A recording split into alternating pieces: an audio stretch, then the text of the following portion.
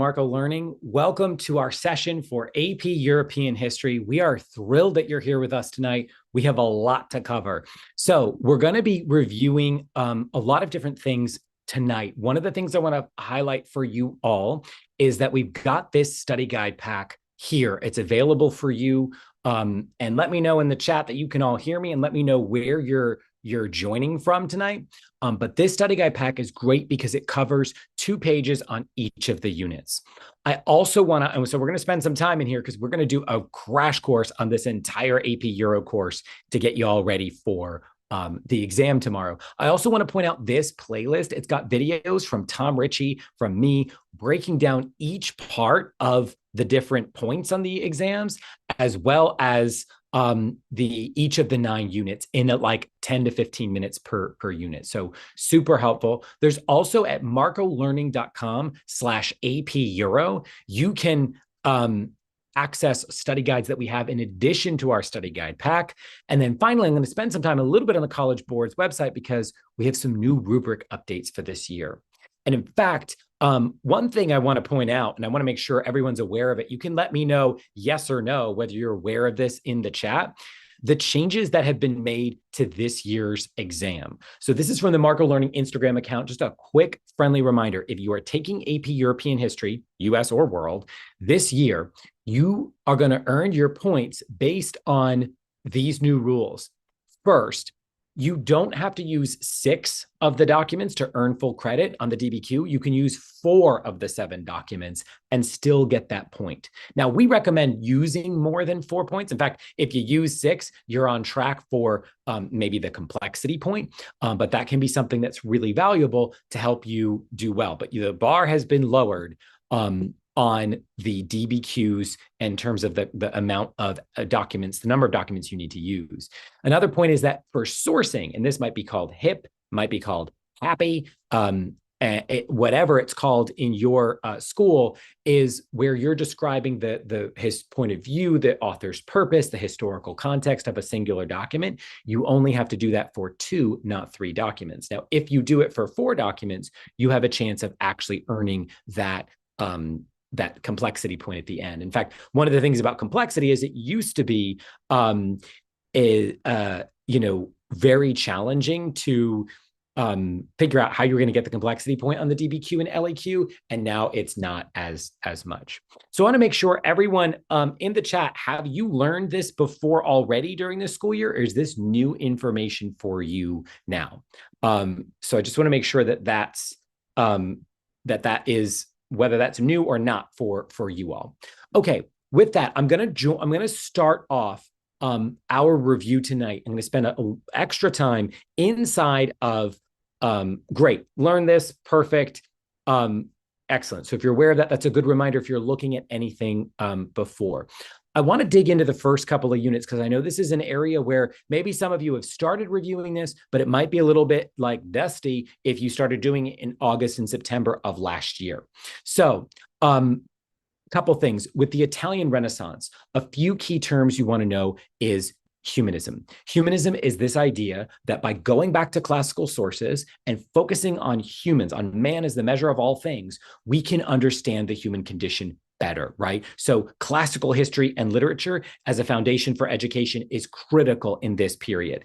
Civic humanism is humanism with the civic, which really refers to cities. So an emphasis on city-states in Italy, on integrating people into society in a fundamental way.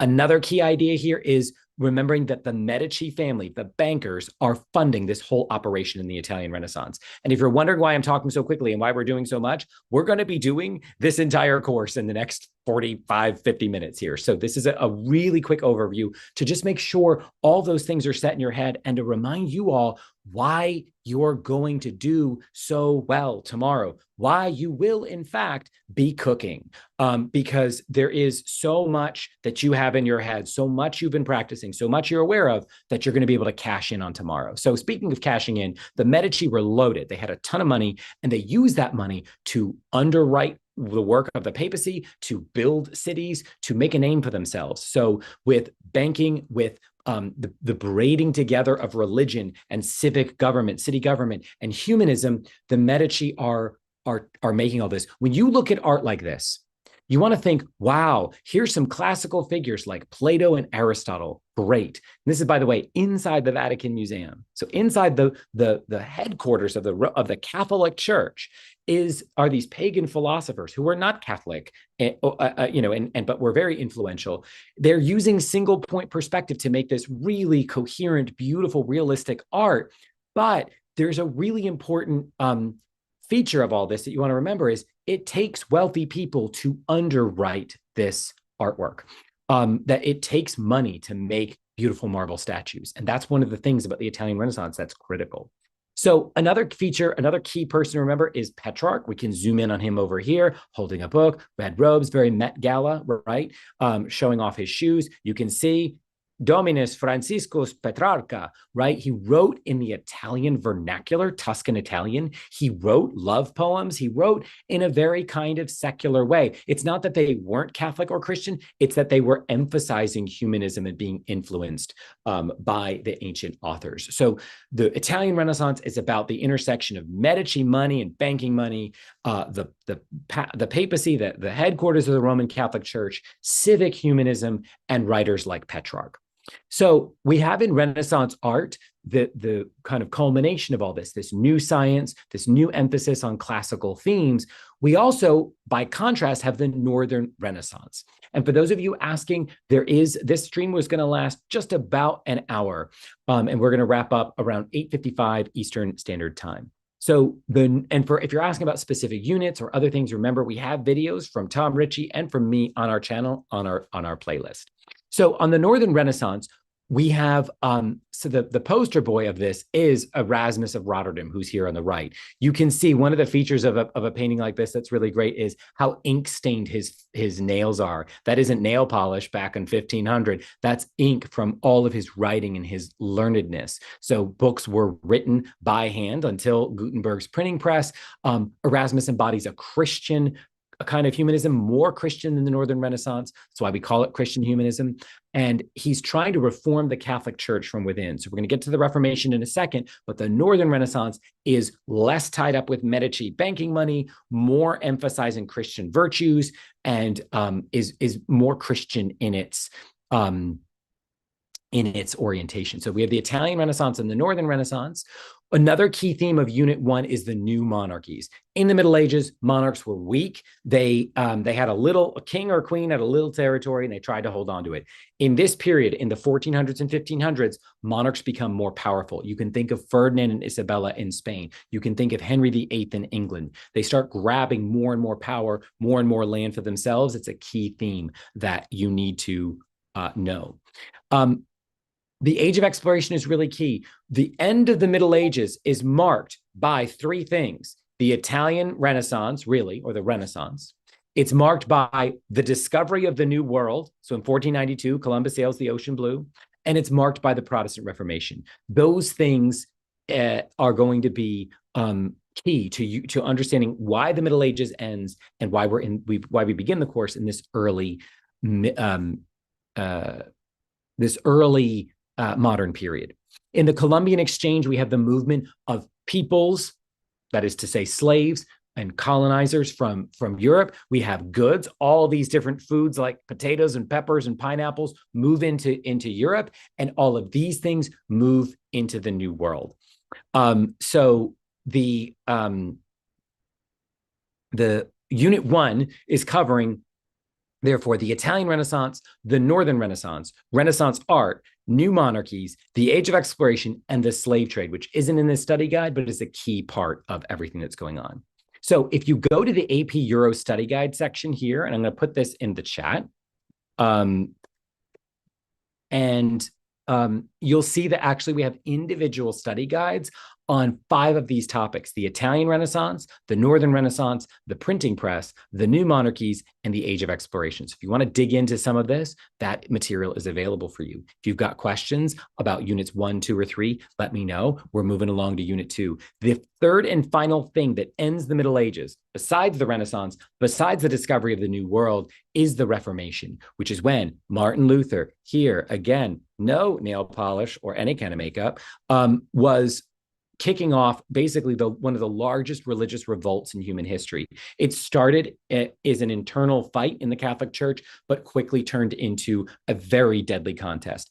In the 16th century, in the 1500s, Protestants and Catholics killed each other so much that it led to ultimately, and let me know in the chat, what was the turning point for the end of religious warfare? What treaty, what resolution ended religious warfare as early moderns knew it, as reformers knew it, in the 17th century? In the chat, what eventually marks the end of these wars of religion. And there it is, all these people who are cooking up a storm in this chat, which is the Peace of Westphalia in 1648. So when you look at the world today and you look at warfare and you look at Russia, Ukraine, and Israel and Gaza, and you look at these situations, over the last 20 years, over the last 120 years, religion has played its part in all of this, but these wars are not fundamentally religious. World War I and World War II certainly were not. Back in the 1500s, they were. The stakes were so high because, as we saw with civic humanism, the blending of Catholic power and the Catholic Church with Medici money and political power and new kings. So you mix kingly power and papal power and banker power, you end up with a really white hot situation. So Martin Luther pins his 95 Theses to the door and is able to articulate a critique of the Catholic Church.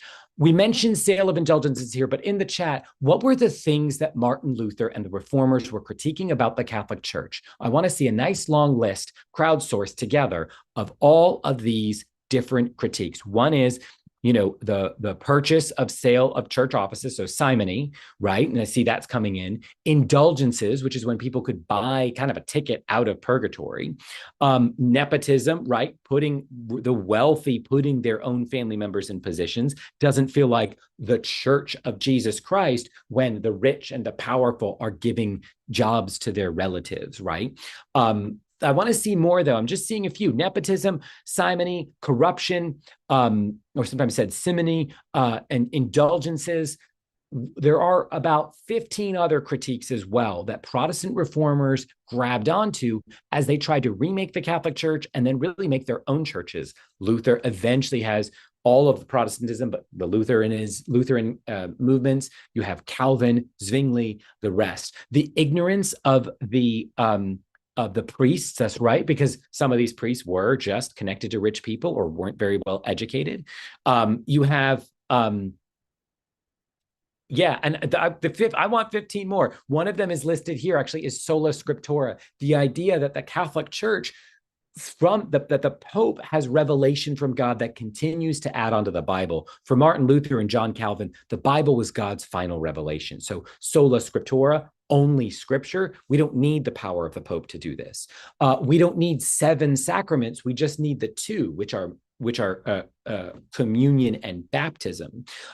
We don't need, for example, a priest to be the intercessor between God and man. We can go directly to God through Jesus Christ. So Protestants begin to articulate a whole new vision of Christianity based on the Bible, based on early church fathers, and based on their own ideas. And that really kicks off, the salvation by faith and faith alone. So sola fide, sola gratia Dei, salvation by grace. God controls the reconciliation of humankind to himself. So all those things, salvation by faith alone, only by grace, the importance of the Bible, and on it goes. One other thing you need to know here is about Baroque art. No history course in the entire group of AP exams is as focused on art, besides art history, as AP European history. There's a lot of art you need to know. And in Baroque art, we see really famous expressions like this. This, by the way, you can see in Rome, the Ecstasy of St. Teresa. It's so beautiful and intricate when you get up close. It's also very emotional and expressive. So I love me some Plato and Aristotle in this School of Athens portrait in the Vatican, but it's not super dynamic and expressive the way that we're going to see in Bernini statues and in this incredible, intricate detail and emotional expression. So And it looks like Mr. Miller's class is in the house. So I guess we have to shout out Mr. Miller. And for those of you joining, I'm John from Marco Learning. If you like this video, press that like button. We are working our way through the entire course of AP European history in less than an hour.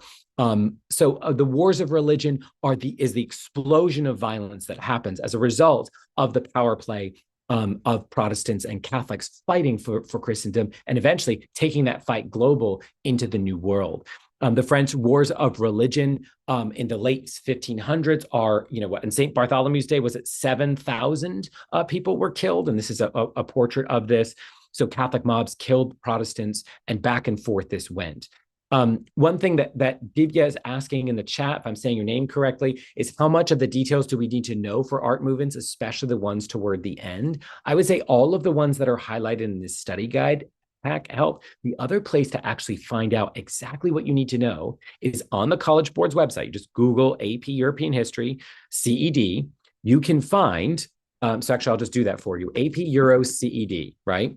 When I do, it takes me here and it takes me to the course and exam description. This tells me everything I could possibly need to know about art on the test. So you can literally just search for art. You're going to get a lot of examples, right?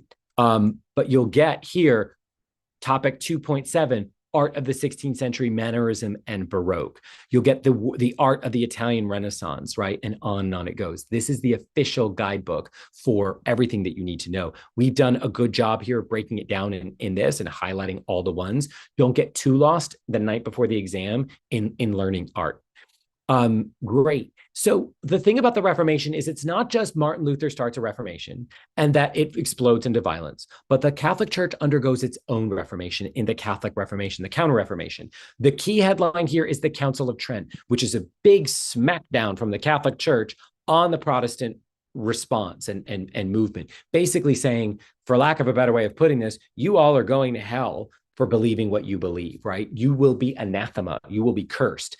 And so the Council of Trent is that clapback from the Catholic Church to reassert its power. Also, there's this political power and work going on here. Here we break down some of those key doctrines. One moment of the Catholic Reformation that's critical is the Jesuit order. And the reason the Jesuits are so important, besides founding some of America's great universities like Georgetown University and Fordham University and some places that are, if any place that's called Loyola is probably a Jesuit school, the Jesuits also go global and spread the Catholic faith around the world through global missions. Now, one thing about these study guides, everyone, we have these timelines here to remind you of how this plays out. So it's 1517, Luther's thesis. 4 years later, Martin Luther gets straight up excommunicated, kicked out of the Catholic Church by Pope Leo. By 1534, Ignatius of Loyola founds the Jesuit order. It's called the Society of Jesus. The Council of Trent, after 20 years, issues its repudiation of this movement, and the Edict of Nantes ends the gory violence of the French wars of religion, allowing Protestants to have their own independence. So a final point we make about Reformation society is how much does society change as a result of the Reformation? And the thing I want you to all remember here is this. In your essays tomorrow, if you're talking in your DBQ or LEQ about the difference between urban and rural, that's a meaningful difference. If you're talking about the difference between continuity versus change over time, that's significant. For example, if I were writing an LEQ right now about the Reformation, I might say something like this. While urban environments, cities, experienced dramatic change as a result of the Protestant Reformation, for example, in German cities, in which individual cities kind of followed their leader in terms of their religion, or in the St. Bartholomew's Day massacre. In the countryside, we see much more continuity over time, that rural people in England and France and Poland and Germany didn't experience the rapid change of cities. We don't have the universities in the countryside. We don't have printing presses in the countryside. We don't have mass movements in the countryside. And for those reasons, there's a distinct difference between the urban and rural experience of the Reformation.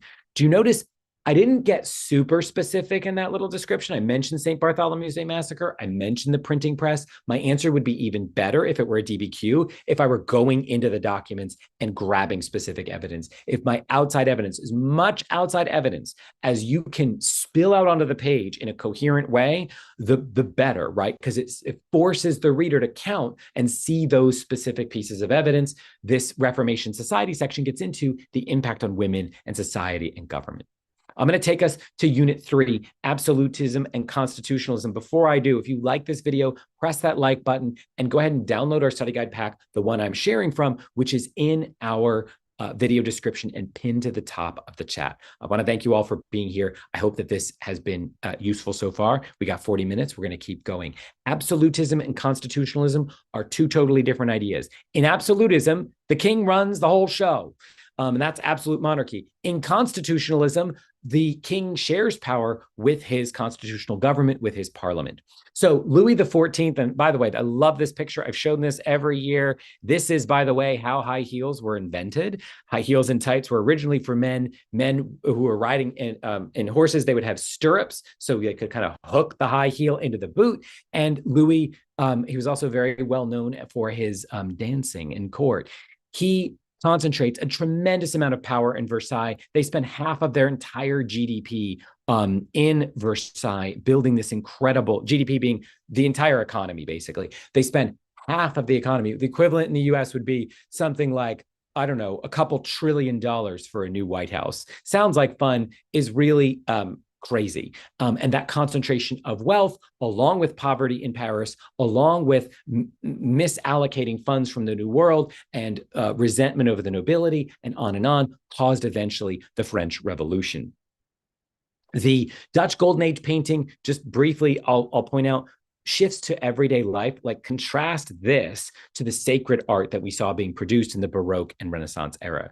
Constitutionalism is when you hold kings accountable and limit their power. This, does anyone know who this is? This picture? In the chat. Can anyone figure out who this picture is? You can see a date, which is a clue in the chat. And in fact, you can start, if I'm going to read this part at the top here, this old-timey script. A lively representation of the manner how his late majesty was beheaded upon the scaffold, January 30th, 1648. So there it is. You should know this. Which majesty in English language was beheaded upon the scaffold in January 30th, 1648? And guys, the story goes, right, that when his head fell off of his body, the crowd gasped at the horror, at the sight of the beheading of the King of England. The literal equivalent today would be an active head of state, not even King Charles III of England, but an active president or head of state undergoing something like this. So it is so scandalous, so shocking, that it sends England kind of reeling. And Oliver Cromwell rules for several years, but you end up finding the balance, which eventually leads to the total gutting of power of the British monarchy. So this breaks down, this section here in Unit 3 breaks down a contrast between absolutist monarchies and the constitutionalist monarchies that succeed them. We go through this era where they concentrate power so much in themselves, way beyond Henry VIII, way beyond the late medieval and early modern kings, into this kind of crisis that explodes in and settles into what we have today, which are versions of constitutional monarchy. The Dutch Golden Age is so important. Little old Netherlands, 5 people in wooden shoes and a couple of like swamps, and they take over a key part of the world. One of the things that people point to, they do point to the Protestant work ethic, this idea that there's a certain sort of motivation that might motivate Protestants outside of Catholicism. I think you could add to that, and maybe more powerfully, things like a joint stock company. There were little stock company things that had existed before and shared assets. But the whole idea of, like, you look at this ship, look at this Dutch ship, pretty Dutch flags, pretty Dutch people. They're all very tall over there. And by the way, Netherlands, tallest country in the world on average, very scary. But imagine this ship, and imagine you own 100% of the ship, and this ship is all of your wealth. If that ship goes down, you are in a ton of trouble. But let's say you want to get into this whole shipping game, but you can't afford the ship. What if 100 people go in and buy a piece of what the ship is going to make money off of? That's what we call a joint stock company. If the ship goes down, you only owned 1% of it. And maybe you have your money in 3 or 4 other ships. So it's a really interesting methodology for conquering, for trading, and for making money. And the whole world we live in today is a result of credit and debt and stocks and these stock companies. So lots to think about. One thing we highlight in the study guides is these comparisons, right? The difference between absolutism and constitutionalism. And we also highlight again, here's a timeline. Mercantilism is definitely one of those words you want to know. Which is the system in which your whole economy is run on trade. Our economy is not run on trade today. Our economy today is run on debt and on credit and on stocks and investment. That is just a very different kind of game. If we have an unfavorable balance of trade, if we import more than we export, it's not that big of a deal in the context of our giant economy, right? It was back then. You'll also see some beautiful art. You can see the realism, the emotional expressionism that's going to head it up into the getting us into the romantic era. We're flying along here, people. Look at you. In the chat, let me know, how confident are you about the stuff I just covered? Does it feel kind of basic at this point? All the things I've covered. Have you learned anything very much in the last 20 minutes? If you have not learned that much in the last 20 minutes, that is a very good sign that you are ready for the AP European History exam tomorrow, right? So this real quick in the chat, I want to give it a second here, right? Have you learned a lot of things? Or, yeah, it's a refresher. This is familiar, says Sparkly Egg and Nerdy Myrtle. It's kind of just like taking this sort of getting washed in AP European history terms and realizing you know all this. And that's why Ender Knight 39, we're all getting 5s. Flame, flame, flame, flame. So the next thing I want to do in the next 3 units here real quick. Yeah, I took it last year and Marco the dog got me a 4. Ashley, we will be getting Marco the dog, who is literally sitting at my feet right now and is looking up on the camera in a little bit. So the next 3 units, the scientific revolution is a massive shift in thinking away from, well, the world is the way it is because God made it that way. People still believed that then, and many people, of course, still believe that now. But what the scientific revolution added, even for theists, even for people who believe in God, is, well, I can begin to understand the natural world by studying it itself through experimentation, through observation, through telescopes and microscopes and all of the things that are invented. So they go back to the classical world, they begin to question it, and begin to really flip now the old ideas, especially of Aristotle, on its head. One thing, everyone here, that's really important is classical ideas are nice, but Aristotle believed in all kinds of stupid stuff that shaped how the Catholic Church thought, how the Western world thought and acted. Galen believed our bodies were made up of 4 humors. There were a lot of doctors who believed for a very long time, until the last 150 years, that when you were sick, you needed to be bled out. So if I were to go to a doctor like, gee, feel like I have a fever, my doctor probably wouldn't say, here, let's set up a pan, cut your arm open, and just let a couple pints of blood pour out of your arm. Hopefully that doesn't happen anywhere in a medical office. It did as a result of the influence of these old ideas. So pretty crazy old ideas that the scientific revolution little by little begins to undo. Neoclassicism. Now, this is interesting, guys, because we saw that there was a neoclassicism going on in the Renaissance era, a turning back to the classics, but here it's different. It's more literal. It's like, let's build a Roman building. That is in the Madeleine in Paris, France. You can see there today, there's a whole park around it with like little flowers, and it's a straight up trying to look like a copy of it's got the symmetry, it's got the columns, it's got the Corinthian columns.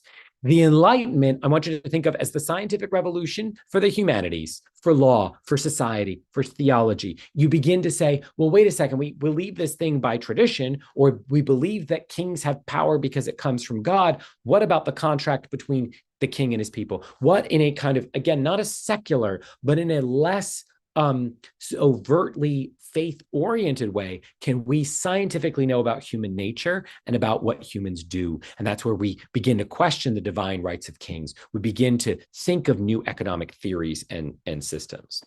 So the Enlightenment in government begins to create what we call enlightened absolutist monarchs like King Frederick the Great of Prussia. There's new Enlightenment ideals organizing society. So we've all been, one thing I want you to know about yourselves, everyone, we are all great-great-grandchildren of a scientific revolution and an Enlightenment, where we have ideas like everyone in America should have equal rights. That's an Enlightenment kind of idea. People in the Middle Ages didn't really talk like that. The scientific revolution, if I want to understand how living things operate, I'm going to study them biologically. If I want to think about how to treat an illness, I'm going to think about medicine, not necessarily prayer as the first step. Now, again, there are very many Christians during the scientific revolution and during the Enlightenment as they blend those ideas. But Christians before the Enlightenment and scientific revolution do that. So if you're a religious believer today, and you're a great-great-grandchild of the scientific revolution and Enlightenment, intellectually, you're different from people in the 300s and the 800s and the 1700s and the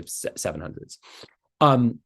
A couple things here. We do see an agricultural revolution. We see the rise as people begin to concentrate in cities, especially with the Industrial Revolution, which we're just about to get to.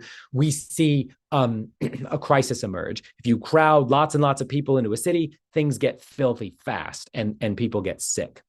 So I'm going to kind of fly past that and get us to Unit 5 and 6, and then eventually that will take us to industrialization.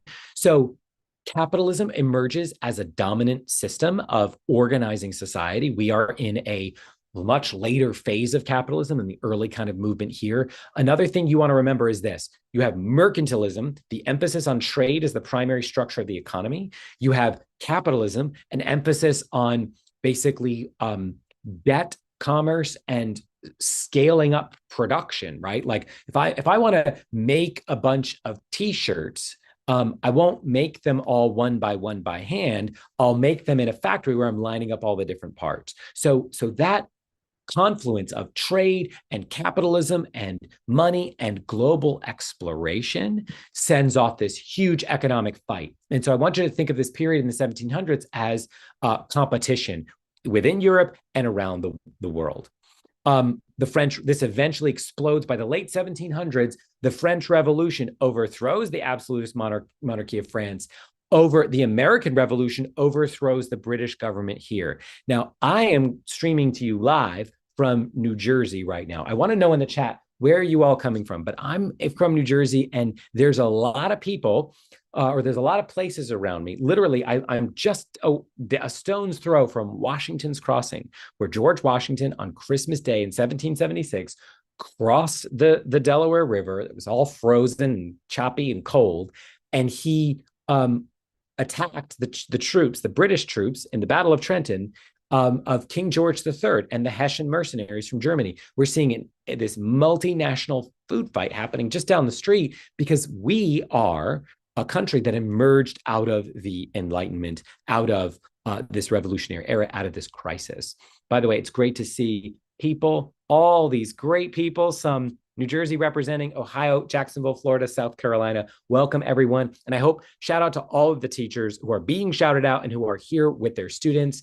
I hope that this is useful for you. And remember, this study guide pack is available in our description. If you like this video, press that like button. I'm going to keep going. The French Revolution, if you're thinking, if it's early for you, in New Jersey, it's 8:30. So we're starting to wind down the night. You all need to get some sleep. We made clear here on the Marco Learning Instagram page, we got people talking about how cooked they are. We got people like not actually studying. This window for studying is closing. You are going to want to pick just a couple of things to focus on. If it's on the West Coast, you have a little bit more time. So the French Revolution is a good place to focus your attention because there's so much content around it, and it ties together European competition, absolute monarchy, the Enlightenment, the creation of a constitutional monarchy, and all of that. Of course, in the wake of the French Revolution, we get Napoleon Bonaparte. This study guide accidentally turn into like this men's fashion thing here where everyone's showing off their socks and shoes and little hands touching their bellies, whatever that is. But Napoleon tries to make himself the emperor of the French in a style as heir of Charlemagne and heir of all these traditions.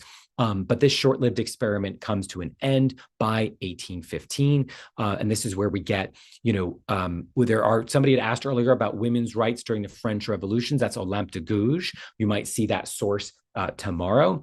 And you'll see here as a key reminder that the Congress of Vienna concluded and really imposed a conservative balance on Europe in the wake of the collapse of Napoleon's power. So that's Unit 5. Unit 6 is industrialization. This is, if you were to ask yourself, why is Europe so powerful in world history in the modern era? One, there's many reasons. One of them is this: to get and to spread industrial equipment across Europe, starting in England and moving southward, totally transformed the world. The first revolution happened between 1750 and 1830. You can see here, this is an image of a woman working a loom. So again, I want to make a t-shirt. Let's make it in one of these looms that and scale it up rather than just, one by one doing this handicraft. The second industrial revolution is significant because this is when steel really begins to make skyscrapers, buildings, and change society. The Bessemer process allows for the cheap production of steel. And we see the telegraph, the telephone, and all sorts of new technologies.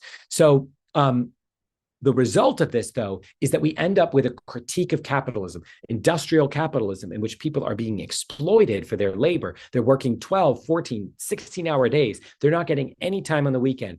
We have small children, 7-year-olds, 6-year-olds, 9-year-olds working in factories, getting injured in unsafe working conditions. This causes a real response, and people begin to agitate for their rights.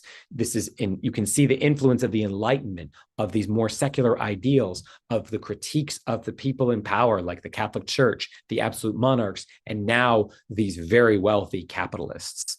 And so then you get, here he is, another guy doing a little belly rub here, is Karl Marx. The beard game is fantastic. He's got that, communist riz.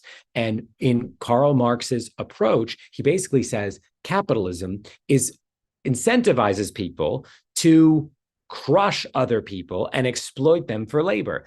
Capitalism incentivizes people to squeeze as many pennies out of the costs of their product and then gobble up the competition and overwork, right? So Karl Marx's critique of capitalism is right. Left unchecked, capitalism will destroy people in the name of profit.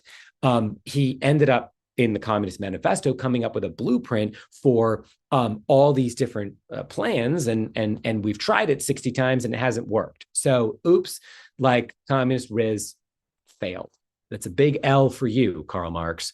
We highlight here at 1848 is when Marx and Engels launched their Communist Manifesto.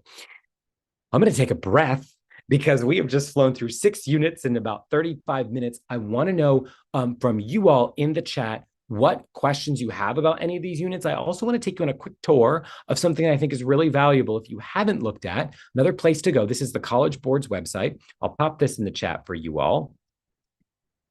And this just reminds you all the units are weighted basically equally across the test, unlike AP US History.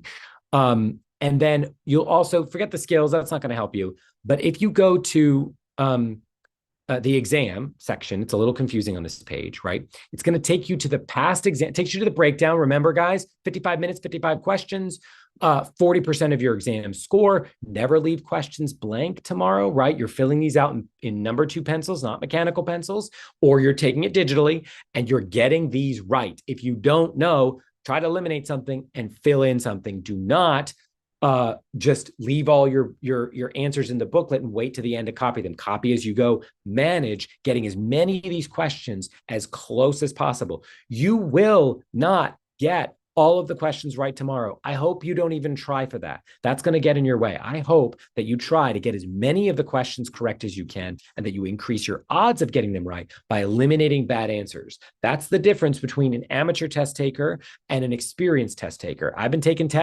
these tests for a long time. I'm a European historian by training.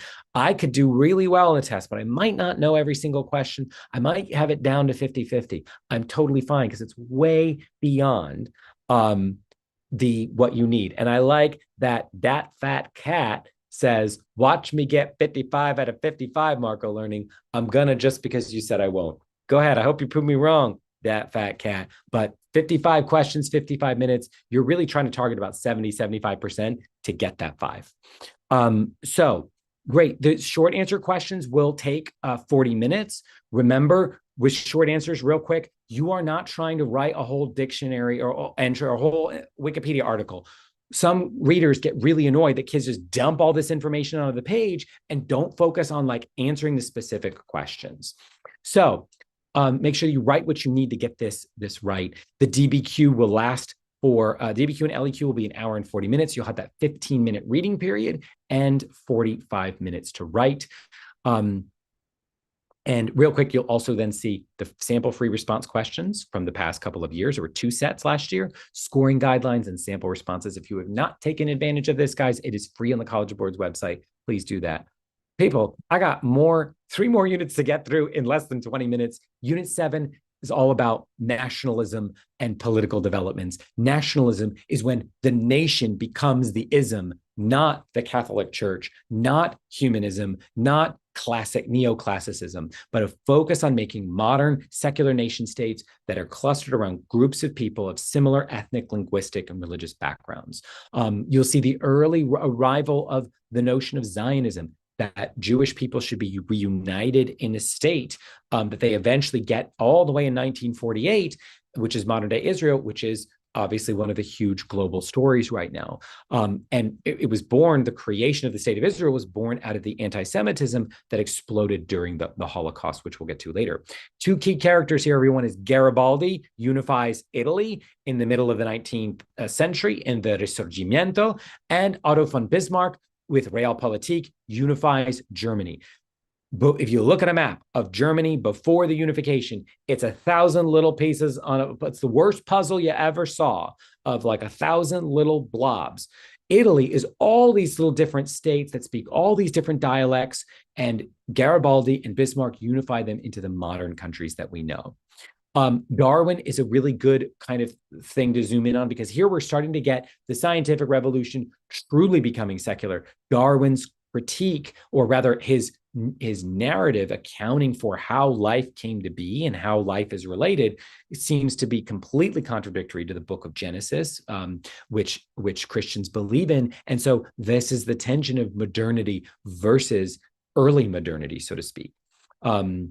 And then social Darwinism, crucially, is this idea that like the survival of the fittest actually explains society. You know what? Some people are just meant to succeed in society, and some people are meant to be subject to them. And it justified all kinds of exploitation, colonialism, even late slavery. The kinds of defenses of capitalism at its worst are influenced by Darwin's ideas and application.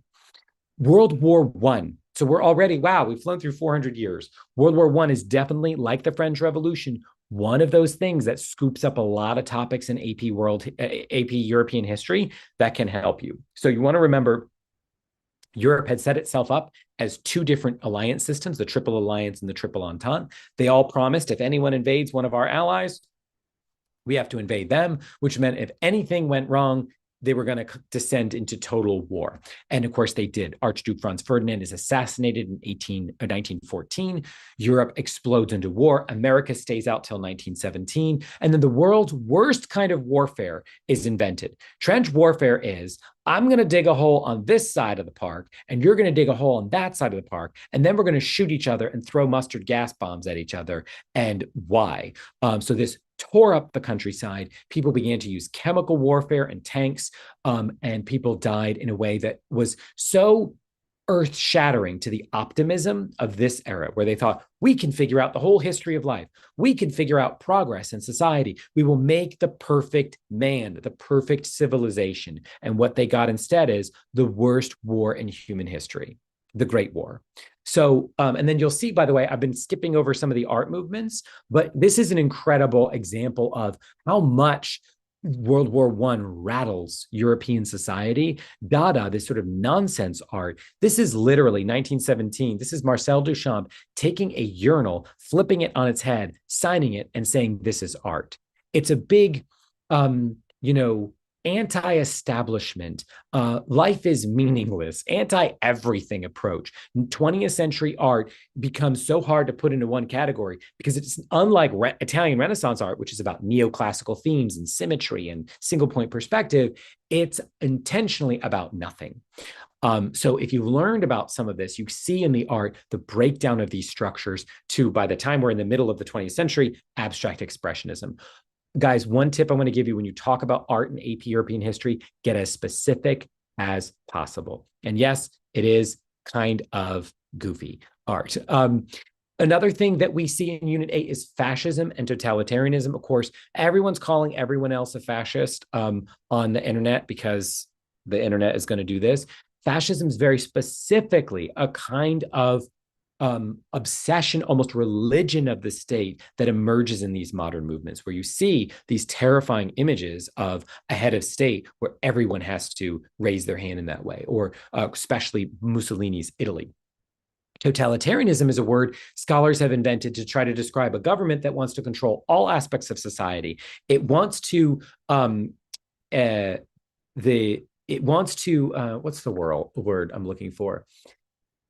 It's when the government, when the state wants to be in every single part of your life. Nothing is untouched, whether that's religion, education, language, clothing, dress, what you do in your spare time, what supermarkets are doing. If every aspect of your life is being controlled by a federal government, you live in a totalitarian state. And let me just see, I'm going to just mute a couple of characters here just to keep us focused in the chat. Thank you all for being amazing in the chat. If you like this video, press that like button. World War II, of course, again, we emphasize this theme of causation here. World War II, I'm not actually going to get into as much because it's a story that I'm assuming a lot of you know, but in a nutshell, what you need to know for AP European history is not the battles and the drama of Hitler invading Poland in 1939, but what were the forces, the causes that led to World War II specifically. And those are when you have a very weak Germany as a result of the Treaty of Versailles, which just crushed Germany with debt, with reparations, with apology, and all of this, what's the word? Humiliation. And then you have this weak, once great, but now weak country have a fascist dictator like Adolf Hitler come in, find a scapegoat for all of the problems of Germany, the Jews, and the communists, blame them, attack them, and basically infect the minds of the German people. And this then leads to this grandiose plan to take over Europe, which eventually breaks in 1939. And the Treaty of Versailles, most of the time when people are talking about Treaty of Versailles, they're talking about the Treaty of Versailles that ends World War I in 1919, though unfortunately there's like 10 treaties of Paris and 6 treaties of Versailles. So figure that out. The Cold War might be one of those units. Let me know in the chat whether you guys got to the Cold War all the way. If you're wondering like, okay, actually I'm kind of weak on the most recent stuff, one thing I'd recommend is head to our channel here, take a look at the videos that Tom Ritchie filmed with us on units 8 and 9, because those in 10 minutes, this one's 17 and 20. Some of these other ones are more like 15. We'll break down this entire thing. So in 30 minutes, you can get the entire Unit 8 from Tom's perspective. That really breaks this down. And Tom is one of the most skilled explainers of history I've ever seen in my life. He has a great way of lining up all of that material. So the Cold War is after World War II.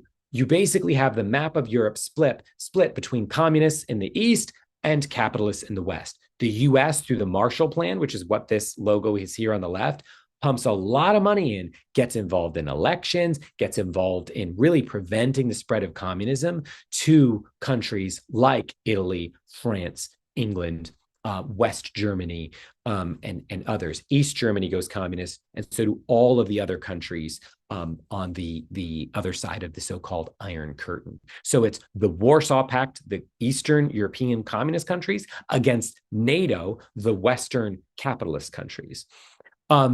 You'll see post-war nationalism. So this goes on from basically from 1945, 1948 until it ends in the 1990s. So this is some examples of revolts and attempts in Eastern Europe for independence, for popular sovereignty, the right of the populace, of the people, to reign over themselves. That's how you can remember this. The right of the people, the populace, to reign over themselves is popular sovereignty. They want to vote for themselves. So the end of the Cold War is really kicked off by the collapse of the Soviet Union, and it causes this domino effect, almost like a reverse domino effect of capitalism, or rather of communism, that causes this collapse between 1989 and 1992. The last thing we're going to go over here is the creation of the European Union. It had been around for a few decades, but the idea, like Europe in 1995, guys, was not on a single currency. It was not looking to Brussels, the headquarters of the European Union, to run Europe. It was much more independent. It was much less focused on working together as a continent to compete with the United States and to compete with China. But because the euro unifies dozens of European economies, it is a very powerful currency. Because the European Union has really erased a lot of the borders in Europe, you can just move from country to country. They've made it easier to start businesses, to innovate, to invest. And so that's really, really significant.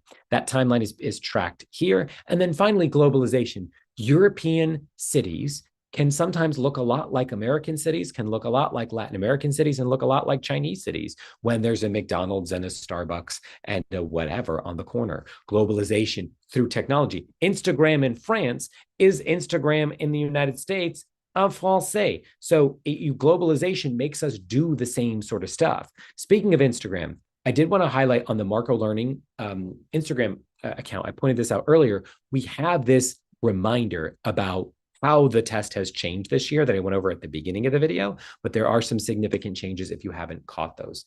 Guys, that's the end of the study guide pack. Can you believe it? We've done it.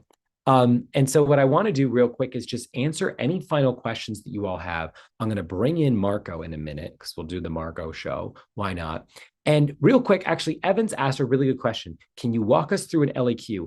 I'm going to try to do it in less than 5 minutes. So let me share my screen. I'm going to show you how I will tackle an LEQ very quickly. Let's go to free response, set 2. This is from 2023 on the College Board's website. If you don't have this, just Google this. By the way, if you have questions about individual like things, multiple choice, contextualization point, we have videos of all those things on this playlist. Scroll down. I've got videos where I break down each part of this. Again, not to the most up-to-date thing that changed, but these are available. So if I'm facing the LAQ, here's how I'm going to do it. This is where my test tomorrow, and this is for me, blah, blah, blah, skip all this. Okay.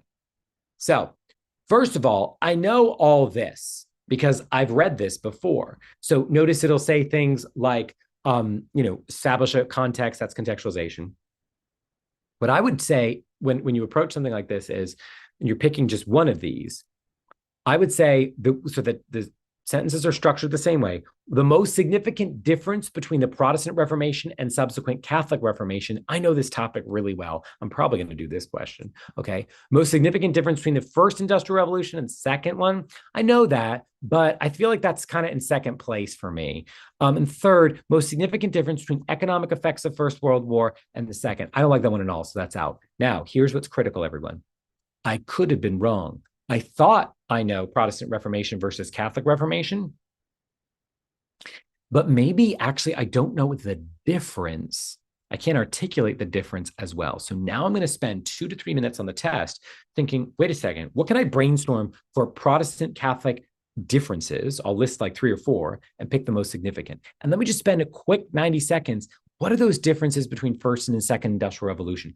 Real quick in the chat, what are the differences between the first and second industrial revolutions that you can find.